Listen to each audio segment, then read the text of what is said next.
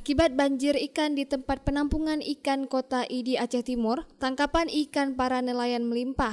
Meski tangkapan melimpah, para nelayan mengaku merugi jutaan rupiah akibat banyaknya ikan. Nelayan terpaksa menjual dengan harga murah karena persediaan tempat penampungan ikan atau cold storage tidak ada. Jenis ikan tongkol yang biasanya dijual nelayan dengan harga Rp12.000 per kilogram, namun para nelayan terpaksa menjual dengan harga Rp5.000 per kilogramnya, termasuk ikan jenis lainnya yang mengalami penurunan harga. Sangat merosot, sayang nelayan, Rp5.000 per kilo.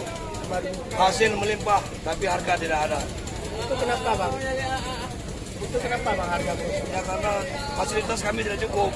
Kami butuh fasilitas yang bisa menyimpan ikan-ikan hasil nelayan, sehingga hasilnya tidak banjir seperti ini. Bisa dipasarkan secara baik. Dan harga merosot sejak kapan bang? Dalam beberapa bulan ini sudah merosot sekali, karena fasilitasnya tidak cukup. Sayang nelayan. Jenis harga ikan apa bang?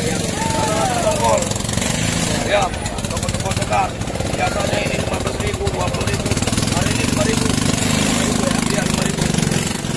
Nelayan berharap pemerintah segera membangun tempat penampungan ikan atau cold storage yang memadai supaya di saat tangkapan ikan melimpah ikan tidak membusuk karena tidak adanya tempat penampungan yang layak. Dari Aceh Timur, Romi Syaputra melaporkan untuk Puja TV Aceh.